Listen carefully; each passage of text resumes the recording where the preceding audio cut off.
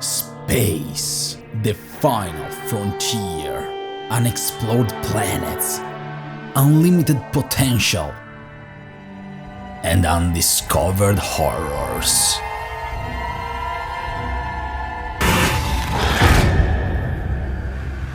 The first Alien movie is not just one of the best horror movies ever made, it's one of the best movies, period. Just like that other ugly alien that shoots people, the xenomorph instilled in its audience a sense of sheer, pure terror. So of course it was going to become the new vanguard in horror history.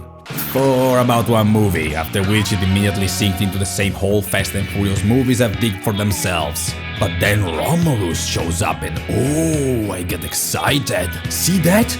That's a person, a human being, whose job is directing movies. He's not an old geezer trying to found a new religion. And he's not French. So, you know, there's hope. And we're so back, guys. There's even all the old tech, like in their first two movies. I'm getting so nostalgic right now.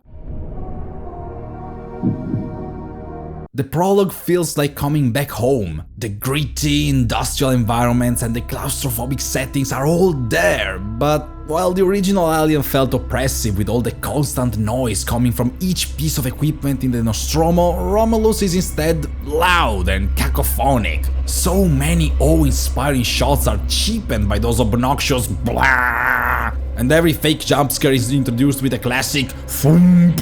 Thank you, Hans. Thank you for ruining cinema. It's a minor nitpick though, when compared to the incredible cinematography that easily rivals even the original. This is a beautiful and haunting movie where every sequence gracefully moves from long shots to terrifying close-ups. And the greatest merit I can give to Alvarez is that he managed to make the Xeno scary again. Okay, very quick. Here's how scary the Xenomorph has been through the years. You've got the highest point here, obviously. Then Aliens slightly toned it down, and then there's everything else. And here's Romulus. The chestburst scene was incredible. There's that part where the alien slowly crawls out of a hole which gave me goosebumps. And then that shot near the end that absolutely made me crap myself, and it was just a motionless figure in a dark hallway. It's all so good, it almost makes you forget how dumb the premise of this whole thing is. Weyland-Yutani, the comically evil mega-galactic mega-corporation that owns everything including your credit card details. The company that spent ages just chasing xenomorph embryos around the universe somehow manages to miss that their own ship, full of alien shit, is right above one of their colonies. But this group of kids is able to find it and board it. And hey, I don't expect alien movies to make sense anymore, okay? The only people who believe in the alien lore continuum probably spend their time editing the Kingdom Hearts wiki. Everyone else should just give up and enjoy the ride. We're just here to see what new crazy stuff the writers and the director can come up with. You know, the new stuff, like that android dude. I like his old dynamic. And the swarm of facehuggers.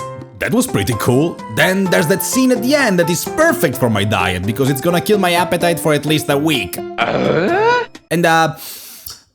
Yeah, those are about 20 minutes of the movie. That's when I remembered this is Disney we're talking about, the company that made creativity illegal. But apparently, manslaughter is thoughts fine. Did you like one of the old Alien movies? Well, now you don't need to watch them anymore because they're all here tightly packed inside Romulus. Remember this scene from Alien 1? We got it. Remember when they said, "Get away from her, you bitch!" We got it. How about this quote? I can't lie to you about your chances, but you have my sympathy. We got it. How about this scene? We got it.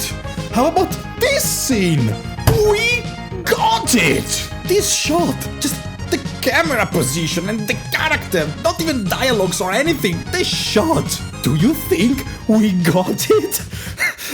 No, we don't, I'm kidding. Now this shot though, we got it. How about that popular character that is absolutely relevant for the plot of this movie? We got him here too, for no damn reason. And with the power of AI, we can cast the dead original actor, since not even death will stop Disney from desecrating your corpse and use it for their movies. And that's because we live in the most cursed timeline. Even you sick bastards who liked Alien Resurrection get something here. Not so much for Prometheus though, that movie was so unremarkable, the best they could do is literally saying, "It's like we stole the fire, like Prometheus. Remember that movie, guys? Remember that movie is also part of the Alien lore?"